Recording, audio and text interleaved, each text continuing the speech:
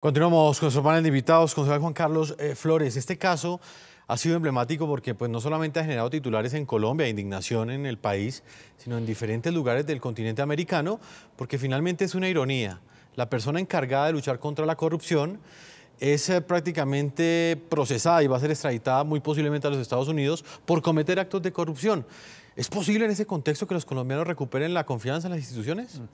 En estos momentos esa confianza no existe, Jefferson. De hecho, una cifra que mide eso es el descontento inmenso que los colombianos tenemos con la justicia.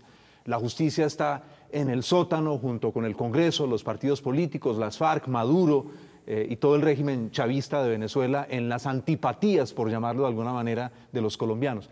Pero aquí, Jefferson, hay unos hechos de inmensa gravedad. Y la pregunta es, ¿cómo un hombre joven de estos llega a un cargo de tamaña importancia? ¿Quiénes fueron sus padrinos? ¿Quiénes están detrás de él? No hay que olvidar cuál era la especialidad de abogado que él les contó a ustedes. A ustedes mostraron un video. Acá en el programa, usted lo tuvo aquí en este programa. Sí. La especialidad era la transformar testigos que tenían acusaciones gravísimas, por ejemplo, por cargos de paramilitarismo en falsos testigos. Es decir, desprestigiar a los testigos. La pregunta es hoy, ¿cómo se hizo eso? Si no existió también una actividad criminal de este señor de tenebrosos antecedentes con el famoso abogado Pinilla para seguramente comprar esos testigos. Es una pregunta que la justicia tiene que hacerse en estos momentos. La Corte Suprema de Justicia. Si también en sus actividades como abogado este señor no utilizó mecanismos delictivos. Pero el fiscal no le ha respondido, Jefferson, a los colombianos quién recomendó a este señor Moreno. Si usted y yo nos presentamos ante un cargo de estos, nos van a decir quién es su padrino. Si usted y yo llevamos nuestra hoja de vida, ¿cierto? Usted, Jefferson, yo, Juan Carlos, van a decir quién lo respalda a usted, qué senador, qué magistrado. Entonces, el fiscal no le ha contado a Colombia toda la verdad de este tenebroso alias zar anticorrupción. Precandidato presidencial Jorge Enrique Robledo, ¿qué opinión tiene usted? ¿Cree que, de acuerdo a cómo se han dado los hechos en esta semana, se va a generar un precedente lo suficientemente fuerte para frenar de raíz ese tipo de actos? Son personas que tienen un poder público bastante grande y evidentemente con ese poder lo utilizan para cometer actos de corrupción. Yo diría que el punto es extremadamente grave y quiero enfatizar en este asunto, ¿sí? El problema no es, dice Gómez, la corrupción, sino el sistema que la genera. Y el sistema que la genera aquí tiene que ver con un hecho que es especialmente grave y lo preguntó el concejal Juan Carlos Flores. ¿Por qué Néstor Humberto Martínez nombró a un delincuente como jefe de la Oficina Anticorrupción de la Fiscalía de Colombia? Esa es la pregunta del millón. ¿Por qué lo nombró? ¿Por qué lo nombró? Y la pregunta que él no ha querido responder tiene estas preguntas que es obvia. ¿Era su amigo? ¿Lo conocía? ¿Podía confiar en él? No ha dicho que eso sea así. ¿O se lo recomendó a alguien? Alguien le dijo, por favor, nómbrelo ahí, que yo respondo por él. No hay sino esas dos posibilidades. Y esta es la hora en que el fiscal Martínez no nos ha dado ni respuesta, ni en un sentido ni en el otro. También se le ha preguntado, bueno, y si lo recomendaron, ¿quién lo recomendó y por qué? Y hay dos grandes posibilidades, o dos grandes acusaciones, mejor. Una que tiene que ver con el clientelismo político. Recordemos esto, el fiscal Martínez es nada menos que miembro de Cambio Radical, el partido del doctor Germán Vargas Lleras. Y resulta que muchos hechos que no tengo tiempo de desarrollar en este momento señalan que Moreno tenía fuertes vínculos políticos con esa organización. Pero además la otra posibilidad, o pueden ser las dos conjuntas, es que estamos ante un caso de clientelismo judicial, porque Moreno era cercano a 3 expresidentes de la Corte Constitucional y recordemos que es la Corte Constitucional la que nombra al fiscal Martínez. O sea que aquí podemos estar ante el hecho de que Martínez comete el acto de irresponsabilidad de nombrar siquiera sin investigar al doctor Moreno en ese cargo para favorecer a sus amigos, tanto por la vía de lo político como por la vía de la judicial.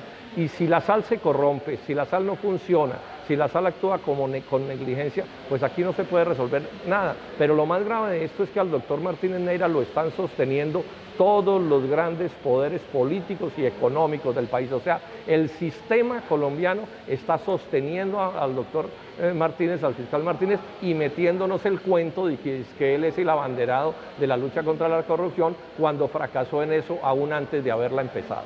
Señor Oscar Ortiz, ex anticorrupción, ¿qué opina usted de este caso en particular? ¿Usted cree que alguien va a asumir la responsabilidad política que de alguna forma representa el hecho de que un fiscal de esas condiciones haya sido nombrado y haya tenido tal poder en el país? Jefferson, hay una gran desconfianza, hay una potencia pedagógica enorme, soportada en la realidad. Cuando la gente ve impunidad, ve la promoción de personas con antecedentes de esta categoría y son pocos los hechos que generan que los ciudadanos tengan el ánimo de ir a denunciar ante las autoridades con confianza, porque dice, si yo voy a denunciar ante un órgano de control fiscal, disciplinario o penal, o incluso a veces la fuerza pública, ¿con quién realmente estoy hablando? Entonces, estamos frente a un momento de inmensa desconfianza, pero no simplemente, como se dice para otros temas, por un tema de pesimismo, sino que está soportado en hechos tan elocuentes y de tanto cinismo como es este caso. Entonces, las autoridades en general tienen que hacer un esfuerzo real por generar confianza en los canales de denuncia y que no solamente en los canales, sino en las sanciones efectivas y prontas, porque de lo contrario va a cundir un ejemplo de impunidad y de desconfianza. En este caso, yo veo que recientemente en la Fiscalía, el caso del fiscal Aldana, de Hilda Janet Niño, etcétera, hay una prelación por denunciar por parte de la propia Fiscalía algunos hechos de corrupción, pero eso no debe hacerse de manera excepcional. Otro aspecto que se debe tratar, como lo han señalado ya el senador Robledo y el concejal Juan Carlos, es cómo son los procesos de selección, si es por meritocracia, por experiencia, no solo académica, real, sino además los antecedentes, cómo es que este señor, supuesto fiscal o alias anticorrupción, se casa con una persona que es finalmente absuelta, pero en esas condiciones, donde resulta que la narcotraficante resulta ser la abuelita que ya ha fallecido. Entonces son antecedentes realmente que no se justifican, no eran hechos ocultos, sino públicos, que revelan la necesidad de elevar los estándares objetivos de acceso a los cargos públicos, entre otras medidas, y como parte de un sistema por generar confianza y no desconfianza. Hay un punto que es bien importante y quiero hacerle esa pregunta al precandidato presidencial Juan Enrique Robledo, porque solo nos puede acompañar en esta primera parte del programa, y es el impacto que pueden llegar a tener esta serie de investigaciones en las elecciones presidenciales e incluso las elecciones legislativas del próximo año. ¿Usted cree que, de acuerdo con la forma como se están llevando a cabo estas investigaciones, cambiará algo para que de alguna manera estos actos de corrupción frenen, de alguna manera no se sigan cometiendo en el marco también de estos candidatos que se presentan ante los electores en los próximos comicios?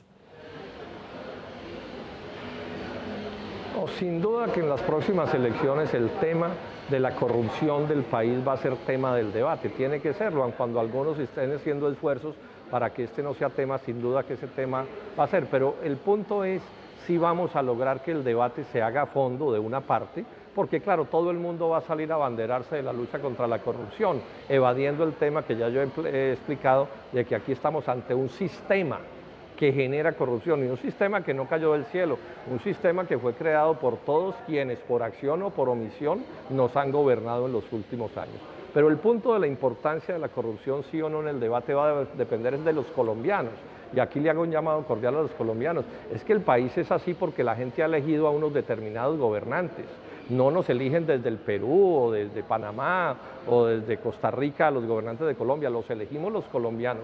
Y los colombianos han venido eligiendo sistemáticamente a quienes nos llevaron a esta encrucijada de la historia nacional, a un sistema que, como dice Gómez, es corrupto y genera la corrupción y la mantiene. Entonces la pregunta realmente habría que hacerse los colombianos, ¿van a seguir votando por los mismos? Porque si siguen votando por los mismos, seguirá pasando lo mismo. O si por el contrario lo que se va a hacer en las elecciones del 2018 es poner este tema como tema central de discusión y exigirle responsabilidades políticas. El doctor Martínez Neira es de un partido político determinado, no cayó del cielo, y el señor Moreno también es de un partido político determinado, y quienes se lo recomendaron también, y en general este es el problema de fondo. No se hace misa católica con cardenales protestantes, me enseñaron a mí en el colegio, o hoy diríamos también culto cristiano con sacerdotes católicos, y si estas modificaciones no se toman, pues en Colombia seguirán ganando los mismos y seguirá pasando lo mismo. Precandidato presidencial y senador Jorge Enrique Robledo, como siempre es un gusto tenerlo aquí en el programa La Noche. Gracias por el tiempo que nos concedió. Sé que tiene una agenda muy apretada, pero logró organizar su tiempo para estar con nosotros. Muchas gracias. A ustedes mil gracias y un saludo a sus televidentes. Concejal de Bogotá, Juan Carlos Flores, esa pregunta es muy importante para usted porque en su momento usted logró ser elegido como concejal prácticamente sin un solo peso. Lo hizo su campaña a través de redes sociales y logró estar en el Consejo de Bogotá. ¿Hasta dónde la financiación de las campañas es la raíz de la corrupción en muchos casos cuando estas personas son elegidas? Y se lo pregunto sobre este tema que estamos debatiendo, la importancia que va a tener la corrupción en las próximas elecciones. Jefferson, esa es una pregunta clave que va al corazón del problema. Efectivamente, como usted tiene la amabilidad de recordar, hice una campaña que se llamó Costo Cero. No me gasté un solo peso y no le reclamé un solo peso al Estado. Es decir, el Consejo Nacional Electoral no tuvo que entregarme un peso porque si nada me había gastado, nada tenía que entregarme el Estado. Pero al lado de la financiación de las campañas, el asunto tal vez más grave, Jefferson, es que en buena parte de Colombia la política se ha convertido en una actividad criminal. Y, por desgracia, una actividad criminal central cuyo fin fundamental es el enriquecimiento ilícito. Entonces, la gente es nombrada en ciertos cargos no para que cumpla una misión, no, por ejemplo, como recordábamos ahora, para que le lleve alimentos a los niños de La Guajira y del Chocó, sino para que se robe la plata de los alimentos de los niños. O se gana una licitación no para construir un hospital, como nos pasó en Bogotá. Usted sabe, por ejemplo, que todavía la torre del hospital de Kennedy, que se debió haber construido bajo Samuel Moreno, no se ha construido. Las urgencias del hospital operan en un parqueadero porque la plata se la robaron.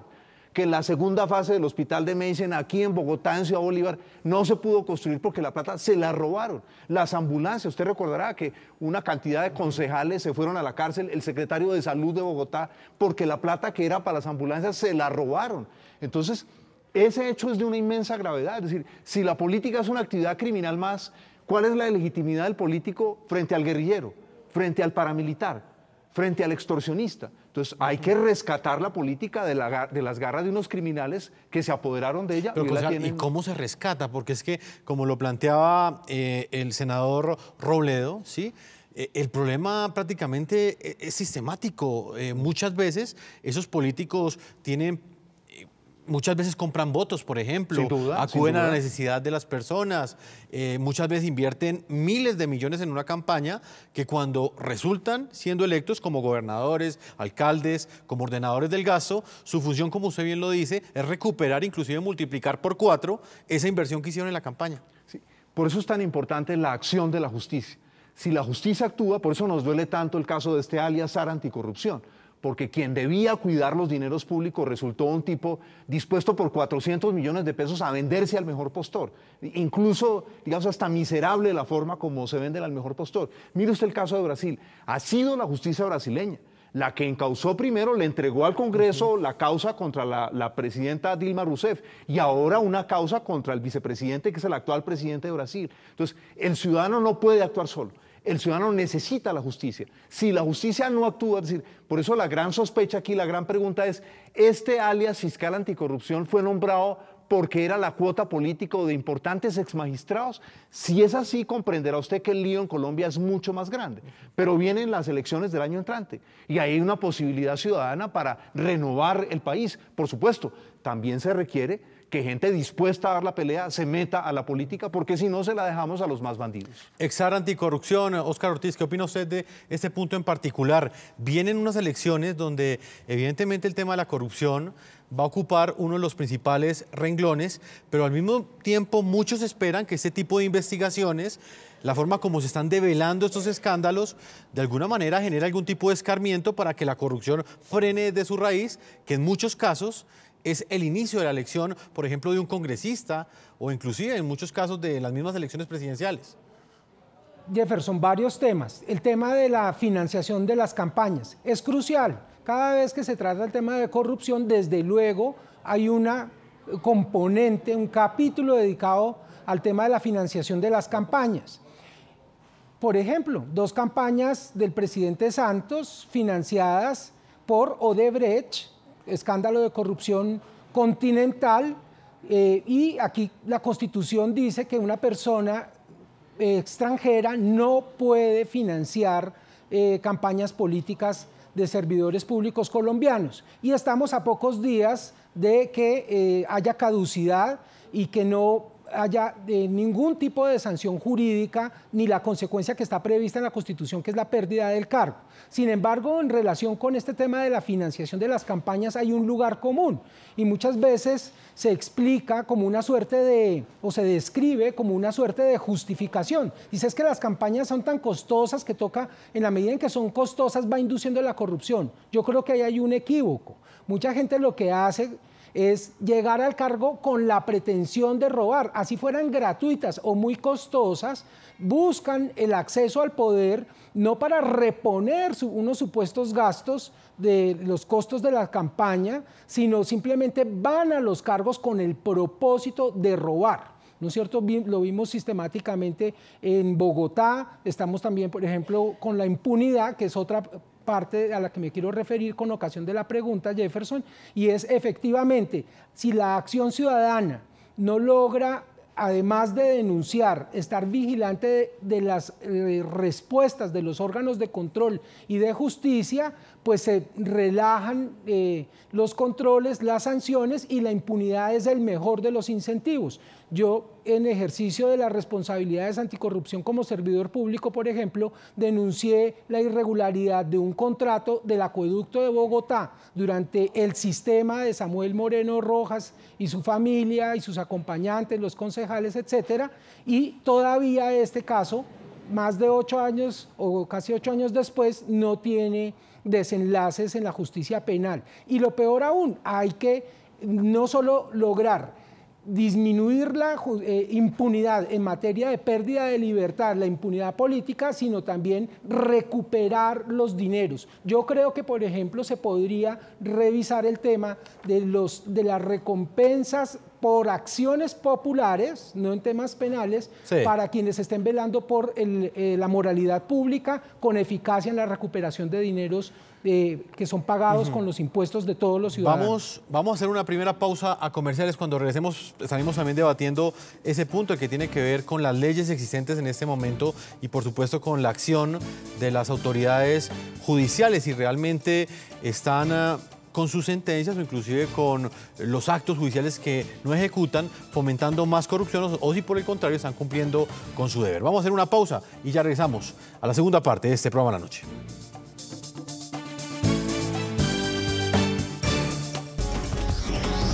Ya regresamos con La Noche.